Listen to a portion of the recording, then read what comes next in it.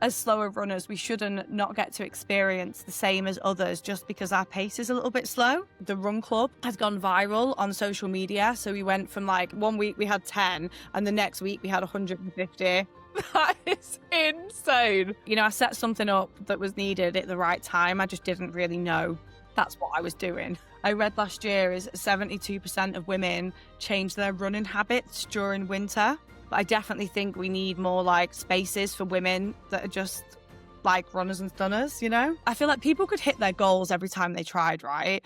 But like, it just doesn't make for an interesting story. Hello and welcome back to the Gym Girls Locker Room podcast hosted by me, Sydney Cassidy. Today, guys, we have got a exciting episode, but before we start, I've got this idea for a new segment, which we're going to call Sid's Session. Let me know how you guys find it. Always love a little bit of feedback. You can comment it on Spotify or let us know on YouTube if you're watching there.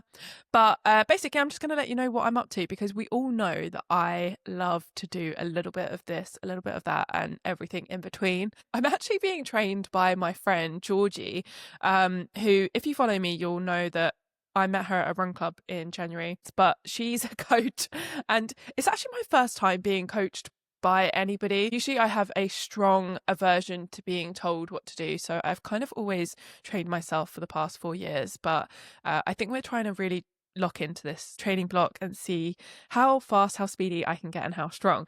So this session that I've got coming up today, which I'm going to be doing after the podcast episode, we've got back squats, Romanian deadlift, lying down, hamstring curl, glute hip thrust, dumbbell walking lunge, and bodyweight lateral lunge, kettlebell swing, sled push. Bloody hell, Jesus, that was longer than I thought. It's been really interesting to do different training styles, and yeah, I will keep you guys posted. I've got a bit of running at the moment, got a little bit of strength training and a lot of conditioning, which is very new for me. Before we get into the episode, if you do enjoy this episode and you do love the podcast and you would like us to keep bringing you more amazing, fantastic guests, then do us a favour and give our episode and our podcast a big 5-star review on whatever platform you're listening to us on. It really means the most. Today's guest is the queen of making running fun, friendly and refreshingly real. She's the founder of Runners and Stunners, a Lululemon-powered community of over 22,000 women running through London, Bristol and Manchester at a slow but just as sexy 6:45 to 7:30 pace. In 2 years, she's run the New York, London and Sydney marathons, quit her job to go full-time on social media, and even kicked off her running journey with a casual 50k. She's gone viral for saying what we're all thinking: not every run has to be fast to be fantastic. Please welcome the unstoppable and absolutely stunning Jenny Mannion. How are you? How are you doing? Yeah, I'm good. How are you? Yeah, good, thank you. We haven't really seen each other, well, we haven't spoken to each other since Sydney Marathon, where you absolutely crushed it. What was your PB you did? 4:55. So after trying to get sub 5 a few times, I finally got it in Sydney, which I didn't think I would. How was your first marathon? It was good. I really enjoyed it. And I had a lot of people say to me that like your first one, if you come out of it enjoying, then you've done pretty well, because most people are like left a little bit like, what the hell just happened? But I mean, the course was unreal, wasn't it? So it was like so scenic. I was just like, oh my God, this is amazing. It was so good. It was hilly, but it was amazing. And it's so cool to be there like the first year it's a major. I know, so special. And like it was gorgeous weather. They'd actually said, I don't know if you'd heard this, but they'd said that in Australia, they said that a week prior to that, it'd been the heaviest rainfall that they've received since 1997 in Australia. So we did pretty good because we had blue skies.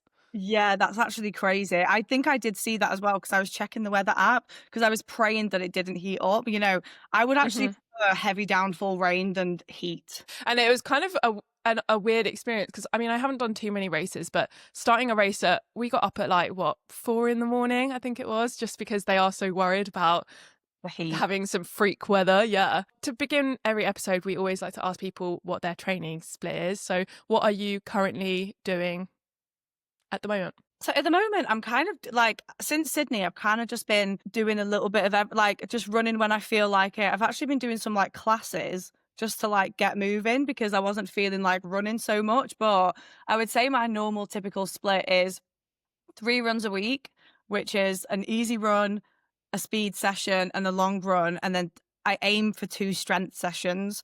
Whether I always get them done is another thing, but I aim for 2 strength sessions that's like around running, basically. I think that's so good though that you say that, because like I've certainly felt that where I was saying to you earlier, like I'm a bit just all over the place, and I think, you know, I look at someone like you who I just see as like a runner through and through, and I assume that you're running all the time, when in fact actually no, people do have like peaks and troughs, you know, throughout their training Yeah. schedule.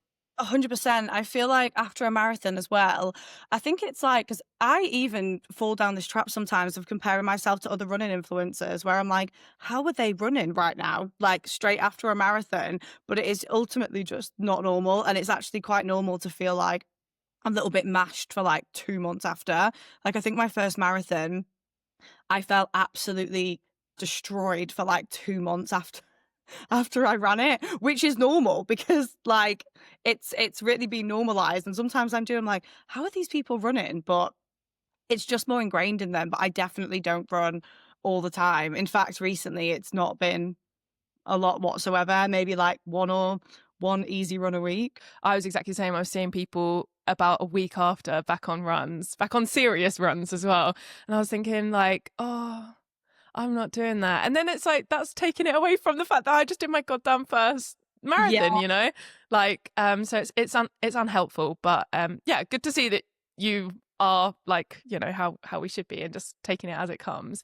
You didn't start out with running, did you? You started off differently. Could you explain that to the audience? Yeah, so I feel like I started my fitness journey like really when I was like early 20s. I was traveling at the time and I was like, I really just want to be tiny. I was like, I just want to be like as slim as possible. So I used to go to the gym and like walk on the Stairmaster like constantly. I would just go in the gym and just walk on the Stairmaster. And I got quite slim, but I definitely wasn't fulfilled. And then I got inspired by like women in the gym, like lifting weights. Like there's a few women in the gym and I was like, wow, they look amazing. And people were like, no, they're lifting heavy weights. I was like, surely not. You've got to walk on the Stairmaster to achieve a good physique, right? And then I fell into like the classic weight training. So like, you know, shoulders, back, glutes. Then I got kind of obsessed with making my ass as fat as possible. Yeah. Yeah, I was down that route for a few years, like how much protein can I eat? How fat can my ass get? How much can I deadlift? That's when I first discovered you. I think it's every gym girl's origin story is trying to get like the biggest, juiciest glutes you possibly can. And then you're like, oh wait, there's more to this. There's actually other things I could do. Yeah, and like literally, and I felt like, you know, I kind of got that. Lockdown hit, and when we came out of lockdown, I went back to the gym. I just wasn't feeling like I like craved community. And I just wasn't feeling like the same. And I was really enjoying like going to like classes and training with other people. So I started CrossFit. It's actually wild to me because you are someone who doesn't do things by halves, because you started gym and then you go into CrossFit, which I think CrossFit, a lot of people, for anybody that doesn't know, CrossFit has, I would say, this isn't true, but the sort of perception that everybody has is that CrossFit's like got this really high barrier to entry and that you have to be like super, super advanced. And for you to have gone in as a beginner is really impressive. And it's funny to me how you kind of went from that to then running, which I can see why running would appeal to you so much, because that running's for anybody. Running is so accessible. All you need is a pair of trainers and just to get out the door. So how was that sort of experience going from one to the other? What did you notice within yourself? I think I found CrossFit like found CrossFit quite intense. There's definitely like that level that you can go in as a beginner, and the gym that I was going to at the time definitely like wasn't that. Like I'm not too serious when it comes to fitness. Like I'm not an athlete, and it should be fun. I remember once someone was like, "You're not doing burpees fast enough," and obviously that's just one person, right? So that's not the whole of CrossFit isn't like that. But I just found running so much more fun, and I found it way more fulfilling when I would hit longer distances, because the first run I went on, I just tried a 3K, and then afterwards I signed up to a 50K ultra like on the same day, which is like literally so ridiculous looking back. I don't I don't know what I was thinking, but I was in my head at the time, I was like, I'm either going to commit to CrossFit and like really go in and really try to learn all the skills, or I'm going to start running. But I wanted to like go all in with something. So I felt like signing up to the ultra in my head was like a logical step. Naturally. Yeah. I was like, I'm going to sign up to 50K ultra. So like didn't even think a half marathon first. But I think I just enjoyed running so much more. I liked being outside and I just found it less like daunting than CrossFit, if that makes sense. I definitely started to find it daunting when I tried out run clubs and stuff like that, but I just enjoyed it so much more. Was this pre running hype, the running explosion that we kind of see now, or was that around that sort of time? Yeah, so I think I started really just before it. That summer, I think I was like, I went on my first run April 2023, and then I started documenting everything. And then I think we slowly started to see this like real big like explosion of running on social media. I think I got in there at like a good moment. Mm-hmm. Mm-hmm. Um, Yeah, definitely. I always say this, like, I didn't realize at the time I was just going out and moving. I didn't necessarily realize that I was this niche of like a slow runner or an average runner or anything like that. But as soon as my videos started to do well, the internet was quickly like, you're actually really slow and you're terrible at this. And I was like, oh, okay, Thanks so much, guys. and then I like quickly fell into that category of like, slow online runners, right? But I think I got in kind of just before that, like it really exploded, which is good for me. Yeah, but it well, first of all, I'm like, why do people even feel compelled to even write that down on a comment? Like, thank you. What are you doing here? I would literally talk about that all day. It's so weird. It's so strange. But second of all, it's like, you know, the beauty of that is that actually it's kind of helped you see that there actually really is a place for that. Like, I think online you really do lose sight of things quite easily, and I think that's what's so incredibly like likable and relatable about you, is that actually for the rest of us that are just out here just trying to move our bodies a bit, actually we see a lot of ourselves in you rather than like the athletes that you see all over socials, you know. 100%. I think like I am the majority. I would say more so, people like run more towards like my pace or even slower. And most of us, like, I think online as well, like I always say this, like most of the people that we're inspired by like do this full time. Like some of the people that are trying to run, 20 minutes on their lunch break or 5K after work have full-time jobs or kids or something like that. So it's difficult to compare to those people, right? So like trying to get into your head as a newbie runner, so Yeah. you've signed up to this 50K on what, a random evening? Was it just on a whim? It was on a whim. I actually inquired like with a CrossFit coach 4 days earlier. This girl I followed on Instagram for ages, and she was like really strong. And I inquired for her to be my coach, and she never responded for like 5 days. And on that like fourth day, I was like, fuck it. I'm just going to sign up to an ultra. And like, I don't really know what it was in my head at the time that made me want to do that. But I knew that I just wanted to do something for myself. Yeah. I just want to sign up to something, fully commit and go all in. I was like, I'd gone sober that year as well. And stuff. I'm not sober now, but I went through like a huge sober stint where I don't think I drank for like 8 months, and I just wanted to like change my life. In terms of like training plans and kind of like finding your way through that, like was that something, how did you navigate that? I initially actually got a coach. I used to sit next to this guy at work called Finn, who was like, he's like one of the youngest guys in the UK to have ran over 100 marathons. And I used to think he was like, you're so weird. Like, you are the weirdest person I've ever met, because he ran a marathon once after work. And I was like, I just don't understand what you're doing. And his view on running has definitely like shaped the way I view running now, because he thinks a lot of the same way as me. So he was starting out his running coaching business, and I messaged him like, can you coach me for the 50K? And then after the 50K, that's when I started using Runner, essentially. So Runner saw me through the next marathons, but he actually coached me for the 50K. And you said that he had quite a lot of like the same sort of like thoughts and feelings about running. Like, what were Yeah. some of those like philosophies? I think it's like that it's just not that deep. Like, Love. Yeah. it's like, it's just not that deep. This sounds so ridiculous, but I always remember once he said something to me like, I was really stressed at work one day and I was like, aren't you stressed? And he referred to himself as like water, as in like he just goes where, you know, like the world takes him basically. And he's literally the most chilled out guy I've ever met. And I'm actually quite stressed, quite stressed out. But like, just was like, it's just not that deep. Like, just go out and move. Like, it doesn't matter how long it takes and stuff like that. Like, just run. Yeah, yeah, yeah. I'm fairly certain I saw you saying in an interview about how like you also try to not see it as like the 50K race. You kind of just really try to enjoy and embrace that journey along the way. The journey there is so much better than like the outcome, because if I didn't sign up to that 50K, like my run club wouldn't exist. I wouldn't be doing this as a job. I wouldn't have probably gone on to run, you know, have all these opportunities. And I know that's quite a unique stance, that not everyone who signs up to a 50K is going to quit their job and become a running influencer, but you do learn like so much about yourself on the journey. And I think like the actual 50K, it landed on like the hottest day of the year, and and it was a nightmare.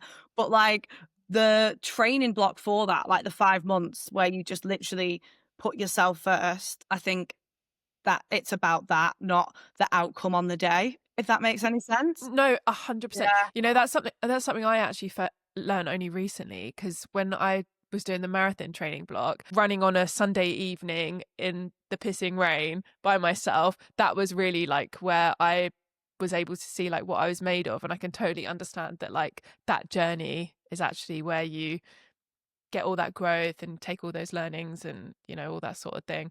The training is like I actually saw this guy on TikTok the other day say like, people do these videos like, I just ran 50K with no training.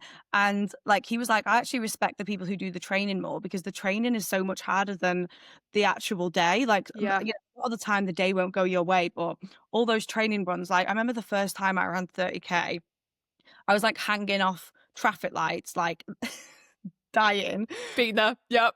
Yeah, like, and I think like it's in those moments that you see the growth, not so much on the day. I think the day is a celebration of the journey that you've just been on over the past, 4, 3, however long your training block is. If that makes sense. Yeah, no, 100%. And like going back to what you were saying, I know you touched on it briefly about like being sober and like switching lifestyles. Like that's something I find also really refreshing as someone who was also a huge party girl and kind of like traded it off. Yeah, it'd be really like lovely if you could just like speak a little bit more about that, because I think it's something that a lot of people will see gym influencers, fitness influencers, and think like this is your whole entire life, or that you haven't gone through these parts of your life where you've probably not been so healthy or done, I'm not saying you did, but I'm speaking more on myself, destructive things.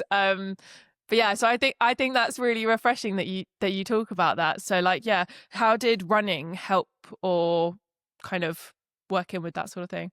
It gave me a purpose that wasn't like destroying my life every Saturday night. My real party phase was in like lockdown. Like I was drinking a lot in lockdown and like just really being like self-destructive. Like on the weekends, like just partying with my housemates. And it was actually, just looking back, like slightly ridiculous. But I think I lost that purpose in the gym. And then I went through grief in lockdown because my stepdad passed away, and I was suffering like such bad anxiety at the time. And I think you always see like when people go through something, they can go one way or the other. Like I could have gone further down the rabbit hole of like partying. But when it happened, I was like, nope, I'm changing my life.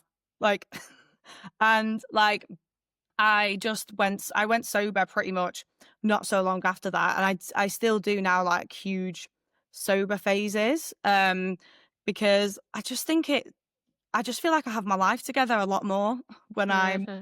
not going out every weekend. But I think that time, like, what's the right way to say this? I think I had a bad relationship with alcohol before, whereas now it's like, if I go out and drink, it's just like I just drink and dance and I'm fine. But I think like having that that time in my life where I wasn't drinking for such a long period, like, has allowed me to be where I am now. Yeah, But sometimes you just absolutely. gotta, commit to it. Yeah, no, definitely. Me and my friend Alex, like we always joke about like, people that are like seriously into fitness, like a lot of them are like fighting demons, and how it can be like a really healthy way to kind of like process emotions. And I think like for me, whenever I was in these like, self-destructive, like partying sort of phases of my life, I was kind of just like looking for something, and that's kind of what I used as like a coping mechanism. And then when you make that switch to fitness, it can really just kind of completely fill that void that you have, and it can be really helpful, and it offers people a lot of like healing in those moments. And I think you hear a lot of people talk about like going through grief, going through hardships, and then Yeah. sort of discovering this whole fitness journey, which I think is lovely. Yeah, 100%. And it's, definitely a better coping mechanism than like partying all the time. And like, I initially remember, I always think it's quite cheesy saying, because I'm not really like a deep or cheesy person, but I remember in like my first 50K training block, like, on each long run when I was hitting a distance I never had, when I was struggling, I always in my brain go back to the girl that was like being anxious and like partying all the time. And like in those moments, I was like, I'm going to take over the world. Like, do you know what I mean? Like, Yeah. yeah, it's like you have like such a high on some of those, and I'm like, no, I can do this. I've just hit my longest run of 18K. Like, I'm amazing. Do you know what I mean? So much more fulfilling than drinking loads of red wine. Yeah. I mean, and also everything in moderation, like This totally if is you it. do want to, it's nice that you've got a balance now and that you're like, you know what, I can do it. I can dip my toe in, dip out. But Yeah. also like running, I don't know if you find this. I find running when I've had a drink, like the night before, it feels like you're running against a brick wall. Like I find it so hard to do. So for me, the two just like won't even go together. Yeah, I rarely drink before like actually running, or if I'm in like if I'm deep in a training block, like when those 30K runs are up. Like the start of this year when I was training for London, I think I drank like once in 5 months. Whereas at the moment I'm not training for anything, so I've definitely been out a little bit more. But I feel it in my brain. I don't know if this is like a countrywide or like worldwide thing, but certainly in my area back home, for Christmas, they do a park run on Christmas Day, and like doing that run. Obviously, I'm just doing it for fun, and I do it like, and I dress up, but like doing that after an evening of drinking is like hell and horror. I'm literally like, this is so hard. How do Yeah, people do both? so funny. I've never done one, but I have seen it. But everyone's in the same boat, so I can imagine it's actually just quite funny. It's just a laugh. Like Yeah. the guy who was doing the instructions, like he like sings it in a Christmas Carol style, and I think that's just like, it's just like community, isn't it? Which is like what it's all about, which is what I love about running. Speaking of community, how did like the whole runners and stunners thing start? Because I'm just dying to know. When I was first getting into running, I missed the community element of CrossFit. So I actually started to go to run clubs. Like when I started running, I didn't know that I was fast or slow. I I just ran. Like I didn't know like how fast I was like running in comparison to other people, because I think I followed like a couple of mates on Strava and like maybe like one or two running influencers. So I was going to some London run clubs, and like every week I was like left behind or like just not with the group. And I was like, what's wrong with me? I remember one week I kept up. Someone was like, "Where are you from?" And I was like, and I was like, Jesus, like, what the hell is actually wrong with me? And I couldn't understand. Like, I was like, what is going on in comparison to these other people? And then when my content started to do well, people were always referring back to like my pace. They're like, "Oh, I really relate to your pace." And stuff. And I was like, oh, that's interesting. And I started to go on some runs with some friends, and I was like, this is like so wholesome. I really enjoy it. And I was like, everyone should be able to go on runs with friends. So I actually set up a Facebook community for women to meet up with each other around the country and just go on runs together. That was like, yeah, initially the idea. It was actually Yeah. inspired by yours and Holly Brooks's like Facebook communities. I was like, I'll set up something similar that's like, people can meet up, they can go on runs and make friends basically, because that's just so wholesome. And I kind of wanted to do a run club, but I was like cringing out. And then I posted a story once that was just like, F it, like, guys, I've got this 20K run next week. Does anyone want to join? Like join this WhatsApp chat. I think I remember got like 30 people in the WhatsApp chat and I was like, I've made it. This is it. Literally friggin' made it. But I've still got like a video of me dancing in my living room at that moment. I got 30 people in the chat and we did a run, the first Runners and Stunners. Well, I initially called it Girls That Run. Very creative and, great name. And I think there was about 10 of us and we ran 20K together on like a Saturday morning. I think it was like the start of July 23, and I enjoyed it. So I was like, oh, I'll do one next week. But I never saw it as like a serious, like it's not going to be anything. It's just that I just want to run with some girls basically. So I did one the week after, and then I kind of just carried it on. And then I think 6 weeks in, like the run club has gone viral on social media. So we went from like 10 people to 150 people showing up. Showing up? Yeah, we literally went 1 week, we had 10, and the next week we had 150. That is insane.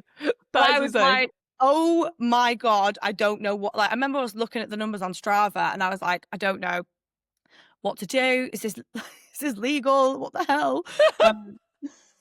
Like literally, and I like started reaching out to people in the running communities to ask them for like help and stuff like that. And then from there, it's just kind of been on like an upward, growth basically. Yeah, that's how it initially started.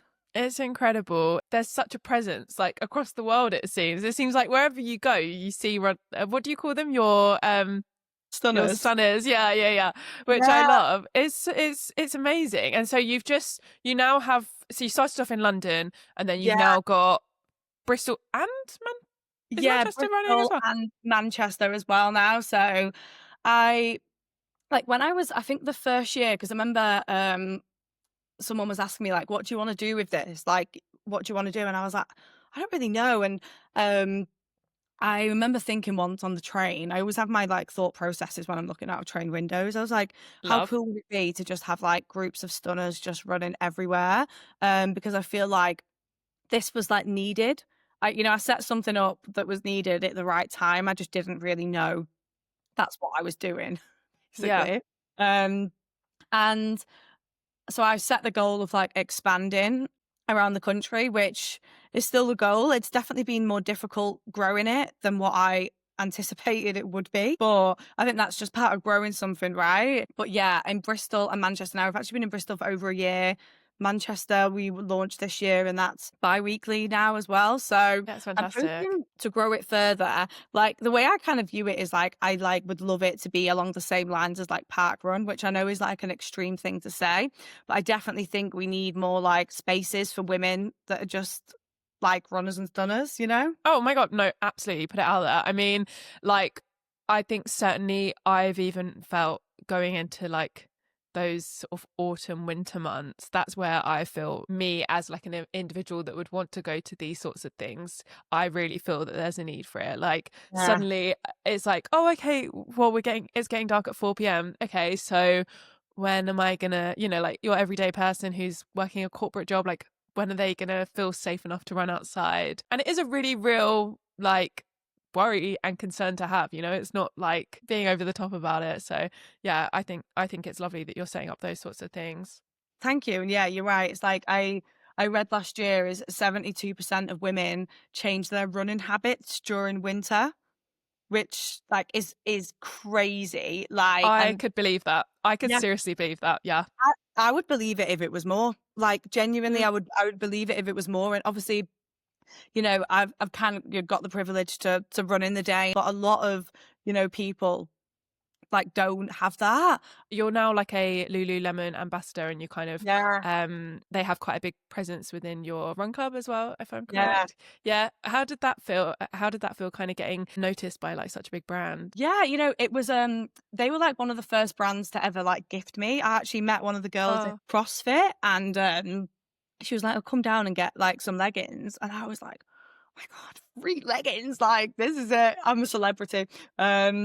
And they reached out to me really early on. So in like October 23, when things had just started to like kind of take off with runners and stunners. And you know, they were asking like, what do you want to do? And I was like, don't know. I don't know what I'm doing, to be honest. I definitely pined after it for the following year. So it was like in talks for like a year. And then I got it, which I felt really buzzing because that was like, as a creator, I feel like there's certain brands that you really, really want, right? And I felt like it just fitted in so well to my page because I wear it all the time anyway. And I know that they like work with communities and stuff like that, which I really like. And they work with such a diverse range of communities. I always think it's like lovely to see, because I recognize it along my own journey and I can hear it so kind of loudly. But sometimes these things, they find their way to you. Like, you know, the fact that like you didn't really know what you were doing with the whole run club and it kind of just emerged as this sort of thing. And the fact that they were like the first to gift you, it's like, it's just all supposed to come together the way it did, which is lovely. Yeah, 100%. Like I remember like that was like a huge goal of mine in 2024 was like to get that. So getting it felt really good. And I know that it's a popular want of running creators. Yeah, I do feel very lucky to be able to work with them. And you know, like to be able to do this full time. Mm-hmm. I would not be able to put the work into runners and stunners if I still had a full-time job because it's a lot. Yeah, no, it's Yeah. amazing. I'd love to talk about, because we've kind of spoken about like all the things you've done and like how impressive it is to just kind of send it and like do these amazing achievements. But certainly with like your New York Marathon, I think that's a really like the story I'm sure you're about to tell, like the way that race went for you really shows like a test of character and how I just think it's really impressive that you kind of persevered with it. So would you mind explaining how that race was? Because I think there's a lot of like lessons to sort of take from that. When I was training for New York, I think I was I in the process at the time of like leaving my job, and I think I was quite stressed. I actually picked up an injury in like the September. The race was in November, which is, you know, quite a common thing for runners to do in marathon training blocks. And I started running again and felt fine. I wasn't like the fittest I'd ever been, but I got the yes to run it from a physio. So went out to New York. I had no idea how the day was going to go, but I was like, I'll just walk it. So I put in a plan to run 4K and then walk for 2 minutes throughout the race, basically. And I was like, just take it all in. And I remember it like about 23K, I was like, oh, like things are starting to not feel like so great.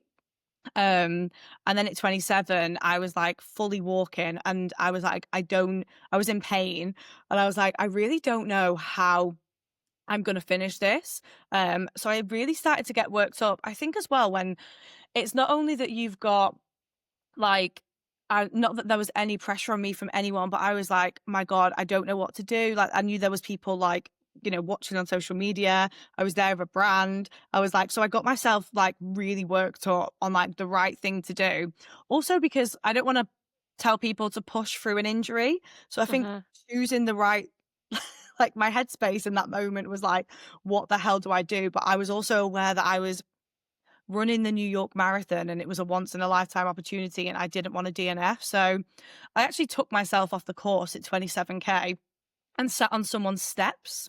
It's like someone from the house was going to come out and give me water. And I rang someone from Runner and said, I don't think I can do it. I feel really bad. And they were like, you know, there's no pressure on us. Just get an Uber back to us now. And getting an Uber, I actually got up Uber on my phone. I was like, I'm DNFing. I need to go back. And I rang my friend who also told me like, you know, just do what feels right. Basically, I rang my like tough love friend. We've all got the one, right? We do. And then I sat on the step for a second to try and like calm myself down. And the audience was playing like, and then like, Man, I Feel Like a Woman was playing. And I was like, oh, I don't want to miss this. So I'm just going to go on the course and walk to 30K. And I think my friend messaged me to say he was at like 32. He was like, I'm at 32K, just get here. When I got there, he wasn't there. I was like hyperventilating, like, because I was limping. It wasn't like even a walk, it was a limp. For context, my Strava at the time, like some of my kilometer splits were like 18 minutes per kilometer and the average walking pace is 12 minutes. So you can see like I was shuffling along. it was like outrageous. And I think when you're on your feet for so long in pain, like you just start to lose your head. I was pulling myself off the course probably like every K. But I just knew when I'd hit 32, I was like, I can't not finish this. I didn't have the time up on my watch, so I didn't know how long I was actually out there. How long by 32K do you actually think you'd been on your feet for? Oh my God. I remember like I would say what 6 hours maybe, because the whole thing took me like it was 8 hours and 6 minutes. Such a long time. I was just hysterical. Like I finished in the dark. Everyone from runner, well, the other like runner ambassadors, were probably in bed. They'd finished 6 hours ago. Someone from runner actually waited at the finish line for me, and she like put me in a tuk Oh. tuk because there wasn't any other Ubers. It You was got a tuk-tuk home. there's this girl who works at Runner, and we got in a tuk tuk, and the guy was like, "It's $17 per minute," and I'd just gone through like the most traumatic 8 hours of my life, and this guy had like Flow Rider on and was spinning us around in circles in this tuk tuk, and I was just like, I need to go to bed, like just. Oh, bless you. But what an achievement, though. I feel like, that really shows some mental resilience to be on your feet, experiencing it like that for 8 hours. I think that's amazing. I think it's like a story to tell. Like when I look back, Exactly. yeah, I've got a frame up there on my my wall with like my New York Strava map in it and stuff like that, because I feel like I feel like people could hit their goals every time they tried, right?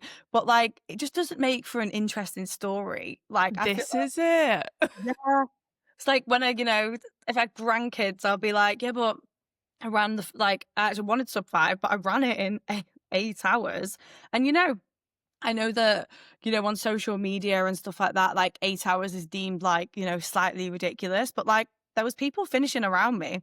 Yeah, so I was going to say that. What, if you can actually recall, or I don't know if you were too much like just glazed over, but like were there many people? Because I think that's something that would put a lot of people off from even just trying, because they'd think, oh well, no, like I'm gonna be too slow, that everyone's gonna finish around me, I'm gonna have to walk it. But did you actually see people around you doing the same as you? The course wasn't like terribly busy, but I think at this point as well, like I was walking and everyone around me was walking. I know the New York Marathon doesn't have a cutoff like London. Oh right. Yeah, so it's like there was a lot of people around me walking as well. So it made me feel like not as, what's the word? Like it was fine. But yeah, there was people finishing around me. I was like, towards the bottom of finishers. Obviously, I think I was like the 6th slowest UK runner to finish. But there's still, there's still people after. Exactly. Also, it's like, so what? What? Like, I did the damn thing. It doesn't matter, and like I think these stories are more common than what we actually see, because it's common for people to like get injured or have a really bad day, but we just don't see those stories on social media because social media tends to push the best, if that makes sense. Like you're always going to see like the best of the best, but I think like these stories are actually way more common than what we probably see. Yeah, no, absolutely. Yeah. And like, what would you say is like the most important advice you'd give for people that are like that slower runner that is just like completely daunted by like the idea of running or racing? I'm doing that in quotation marks, just like it wanting to experience it, but kind of scared to take that push and that leap. I would say that they're like truly not alone. Like I think it's, when so I'm chronically online. Everyone may not be, but you kind of see all like speedy runners and stuff on online. But if you go down to any park run, any race, you go and watch the London Marathon, you're going to see hundreds, thousands of people from different backgrounds, different ages, different body types, running, walking at many different paces. It's just not in your face as much as like speedy people, but it's like if they're running at, let's say, an 8-9 minute kilometer, there's thousands of others doing the same thing as well. Like, I don't know if you've ever spectated in London. I did it this year, but I watched it last year, and we stayed out for some of the like slower runners. And I put a video on my TikTok, like, just to show you that there's people that walk at these things, and there's just thousands of people walking. It's just isn't shown in your face. And also, like, I think I said it before, right? It's just truly not that deep. Like, we shouldn't not experience these, like, the marathons are actually, like, amazing days, like, they're such achievements, and as slower runners, we shouldn't not get to experience the same as others just because our pace is a little bit slow. But another thing is a lot of the especially, like, the majors and, like, since working in, this job, like, a lot of the people that work at London Marathon actually want to make it as inclusive as possible. So they actually like it when people do, the 6, 7 hours, because they want to make it for everyone, from the elites to the people that are taking 8 hours. Like, there is a space for everyone. I also think for anyone that hasn't gone to just watch it, I highly recommend, because I've watched my fair few. I've always been the friend that has Yeah. supported, and I am a ball of emotions. Like, I just find it such an inspiring day. The vibes are incredible, so high. I think it's just like a really special experience. You've been on socials for quite some time, haven't you? So when you Yeah. say you're chronically online, you mean it, which I love, because I Yeah. kind of relate. Like, literally years. I think I actually had a blog in high school. Obsessed. Yeah, it's the weirdest. If anyone ever finds it, like, I'll get absolutely rinsed and have to leave the country. But, like, it was the weirdest. I used to write about what Taylor Swift wore at like award shows, which is Love. like the weirdest thing. But, like, I started my fitness Instagram 8, 9 years ago now. Wow. Yeah, so it's when I was, like, starting out in, like, my Stairmaster phase. I started posting on Instagram and that, but nothing ever came of it for, like, 6, 7 years. I didn't realize that it was also fitness related. I thought it was just like random stuff. I post, like, quite a lot of memes in lockdown. I have, like, a separate TikTok that's, like, it's just a bit weird, really, but, like, that was from lockdown. But yeah, I've been on socials for ages, but But how nothing ever. special. How Yeah, I special know. that like now you're, after like spending so long working or just kind of like orbiting, content creation, that you're actually doing this full time. Like, that's such an achievement. Yeah, 100%. And, like, in my old job, I got to work with some creators, and I definitely saw that, like, all they were really doing was being themselves. There wasn't anything like, they were just being themselves online. And I definitely took, like, inspo from them in the sense of, like, I just need to, like, show more of my personality, if that makes sense. So that definitely helped. Yeah. Well, I think you're someone that, I think you do just radiate like authenticity. Like Oh, you thanks. seem like someone that is really comfortable being themselves. Is that the case, or is that something you've had to work towards? I would actually say that, like, I kind of have always been like that. I don't think it's like something that, because when people say, like, they've had to work at themselves, I think, I've definitely settled a little bit more now, but I think I was just born like a loudmouth. Like, Love.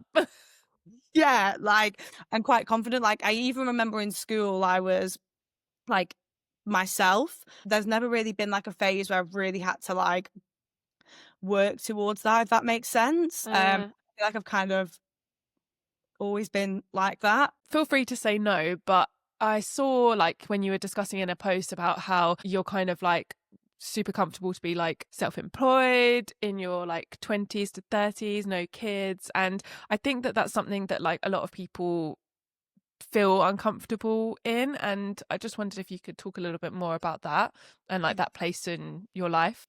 Yeah, no. So I'm 32 now. I'm 33 next year, and I think, like, not all women, but I think a lot of women, like, may start, like, freaking out when they hit my age, to be like, "Oh, I've not met, like, my husband," or, like, I'm not, like, any close to having a baby or anything like that. And I genuinely, in my life, I've never experienced, like, a maternal instinct or had an urge to get married.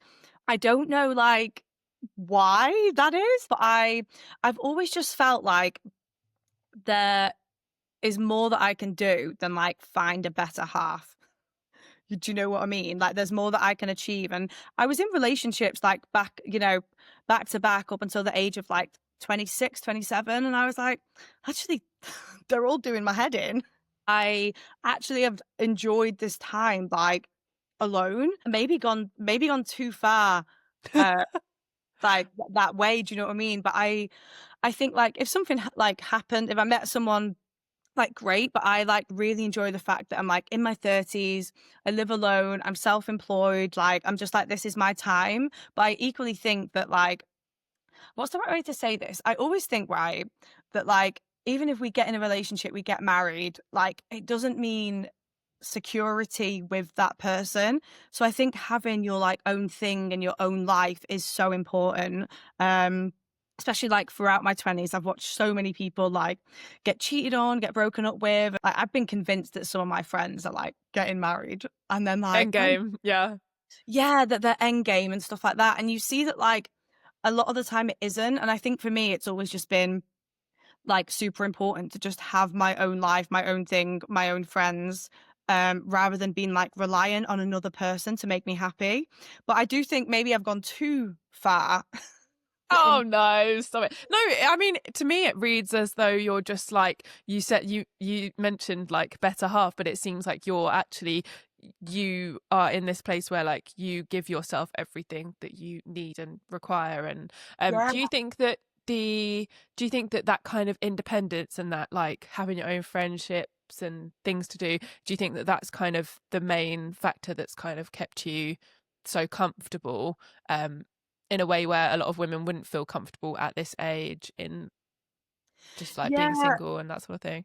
Because I think as well, I think it's also like there's also an element of like it's okay to want to be a mother and get married and like also like want those things. But I think I just haven't craved it. So yeah, I would say so. It just comes with like time. Like I've had my like relationships a lot in my 20s and stuff like that, and like none of them truly fulfilled me as much as like having my own thing. And Yeah. someone should like add to your life, not, like, and I found that most of my relationships just drained me. Yeah, and I mean, I know I've seen like posts and I've heard people talk about like the power of like even female friendships and nurturing those, like the girlies, they really be doing amazing things.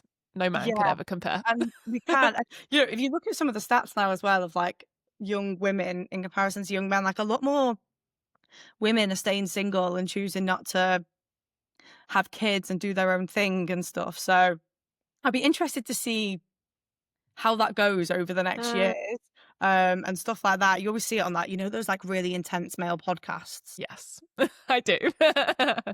I always like see the stats that they read out on there and stuff like that. But I think back in the day, we were kind of like reliant on like a man to like, buy a house with and like have all these things. Whereas now, like we don't need to put up with shit.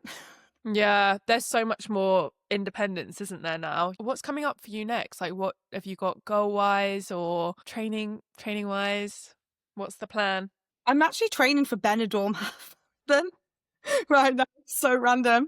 So rogue. I love. I'm like, expect this of a future. I'm like, actually, Benidorm Half Marathon, which my friends convinced me to sign up to in like February. So I'm in that now, and that's just to kind of keep me over ticking with running. Just like a little bit of fun, basically. So I'm training for that.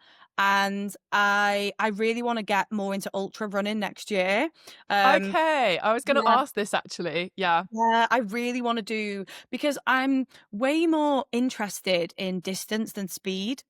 Like I've got my sub 5 now. Like but I'm not like no, I must get 4:45, 4:30. Like it'd be cool if I did. Don't get me wrong. I look, everyone loves a PB, but I'm way more interested in like distance. Um, so I would love to do 100K at some point next year. I have been eyeing one up in May because I have the London Marathon, which I'm actually running as part of Runners and Stunners. So we actually got oh yes, I remember you saying this. Amazing. so I'm going to offer to pace like a slower runner from my run club who wants support on their first marathon. I'm going to offer to pace someone in the London Marathon and hopefully use that as a training run for an ultra in May, which sounds like so ridiculous and stuff. It's bonkers, but it's also incredible. Also, Yeah. I interrupted there. Could you just explain, because I interrupted, Yeah. the London Marathon opportunity you've got with your run club, which is so Yeah, cool. so we got community spots for runners and stunners, for first time marathon runners, to run the London Marathon basically. So I had to pick a group of girls to run it as part of like the community, which is like so exciting and was one of my goals for next year to be able to do that. So at the start of next year, I'll be putting a lot into like those girls to like build them up to their first marathon and, you know, support them basically, which is like really cool to be able to like give back those opportunities to people that have been coming to the run club and supported me and stuff. So that's really cool basically. So I'm excited for that. So if any of them want a pacer, I'm going to offer to pace them, obviously at a pace that I can do and stuff. But yeah, Yeah, that's so cool. But yeah, with the ultra running, that's perhaps, well, I don't know. It seems that like part of the appeal is just like that uncharted territory, you know. It's like kind of like, oh, can I do it? And it's kind of always with what you're saying about like pacing, it just like always keeps it at a pace that like you're happy with, where you can like yeah. continue to enjoy it, you know. I'm on a high rocks training block right now and I'm like Oh, doing more speedy runs and I'm just like, do I have to? Whereas yeah. I think I'm the same.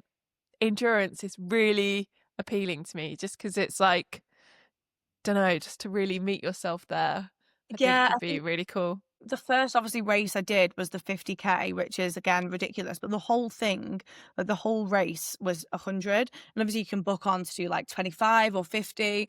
And I remember that day being like absolutely fascinated by the fact that people were doing what I'd just done twice. Like I really just couldn't wrap my head around it. And I think I've always in the back of my head been like, that's my like ultimate running goal is to run 100K. And I think because it absolutely terrifies me, and I think this, I know this sounds so ridiculous and it is so ridiculous, but because I've done 4 marathons now and the speed thing doesn't interest me so much, they don't scare me. It doesn't scare me anymore. And I want to do something that scares me, which like, yeah, but I think after 4, which it is totally scary, marathons are scary, but I'm just not in that same, you know, like your first one, you probably had it right, that the couple of days before you're like, Shit yeah, bricks, yeah. 100%. I think I could understand why ultra marathon running would really appeal to you, given everything you kind of discussed in this conversation, because yeah, I've heard that the community is completely different to like the kind of like, yeah, sub-marathon running community. Like I've heard that the pit stops are just really relaxed and yeah, chilled out. I think that would be so your vibe. I could just totally see you sat there like having a laugh, you know, yeah, like taking I your think time. it's way not like, I think I had 3 pit stops on my 50K. Like I remember at 27K, like I was sat having a cup of tea with like an elderly couple. What more could a girl ask for? Honestly. This is it, right? And it's just like, it's just not as deep. It's like you can just like take your time. And there's, you know, so I noticed a lot more, there was a lot more older people on my race and stuff like that. It was just way more like wholesome. And I find that like on some trail like races, the community's just a little bit more wholesome, if that makes sense. So I'm definitely going to test the waters in ultra running next year. I'll come back to you after I've ran 100 to see and Yeah. stuff. Like I'm obsessed with Emily Fairs. I think she's so funny. Obsessed. Fair enough. Obsessed. Love her.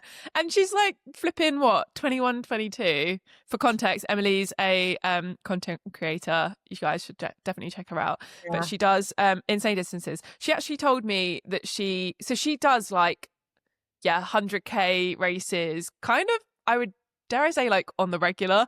But she was saying to me that she really, what she would love to be doing would be like 100, 200-mile races, but she just won't do that for now because it's too damaging on her body. But there will be a time where she does do it. And I'm like, you are insane. You are literally insane. I was having this, I can't remember who I was having this conversation with this week, but I was like, I was like, Emily's going to run 100 miles in the next couple of years. Like, I just know that. I just feel like she is. I'm like interested to see how she's going to get on in her like ultra journey, especially because she's like so young as well. I know. Yeah. Like she's so some of the cool. races she does as well, like the elevation is so high. She'll be just like climbing these like freaking mountains, like, you know, 50k into a race or something. Two things I actually do love about ultra races that I'm just like, that really pulls me in as a woman, you know, a girl that loves anything that's like pro women, is like so people typically peak much later with ultra running, which I love.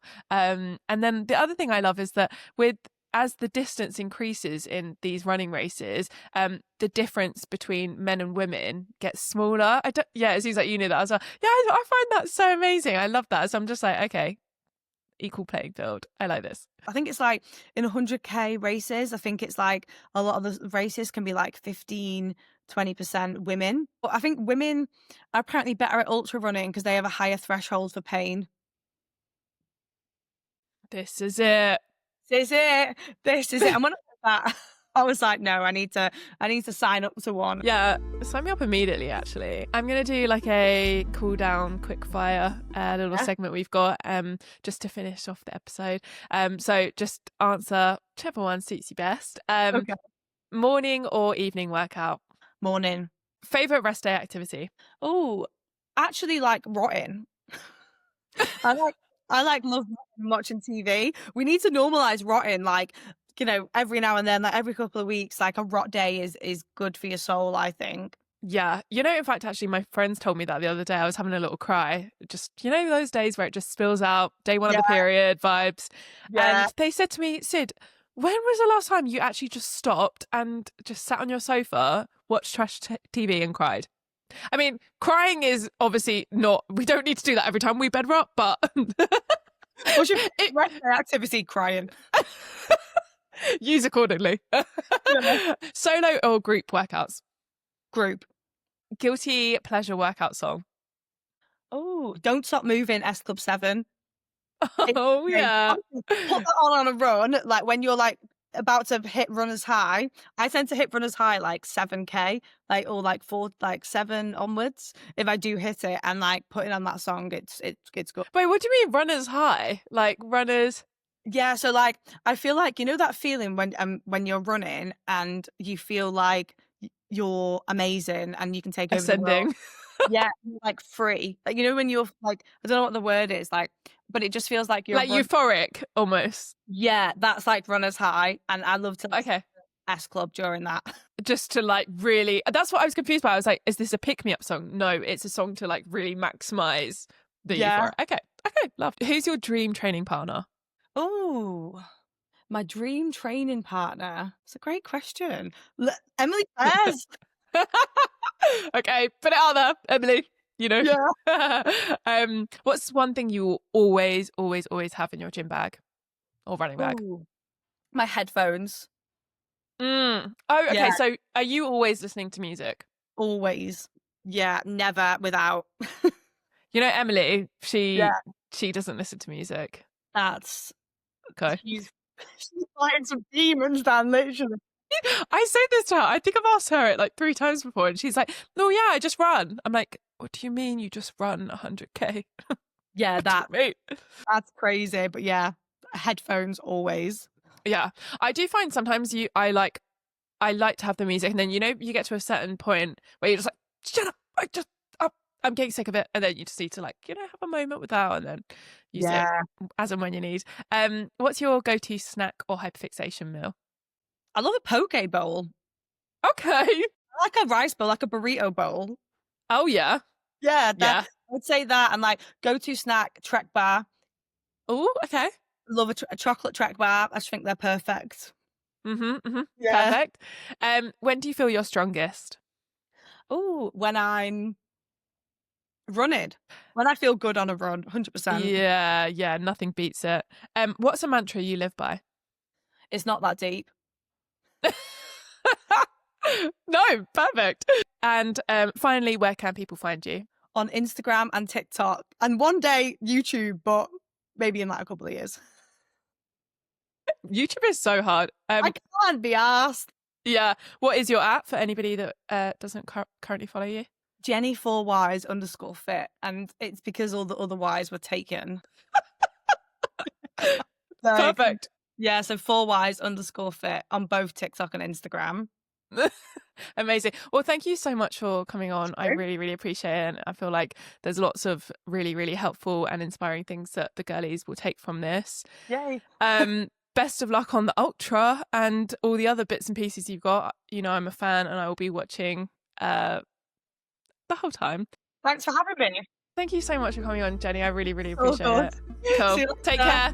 See you later. Bye bye. Okay, guys. Well, I hope you enjoyed that episode. I certainly did. Remember, if you guys do enjoy the episodes and you're loving the podcast, it would be our greatest honor if you could give us a 5-star review on whatever platform you're listening to, Apple, Spotify. We're also on YouTube now. So if you do want to watch us and see the full podcast in video format, then you can find us at gymgirls.com on YouTube and give us a subscribe over there. It helps us out so much in bringing you more incredible conversations with women in the space that are just absolutely crushing it, with educators that we have loads to learn from. I just can't wait to continue doing these. Thank you so much for getting this far into the episode, and I will see you in the next one.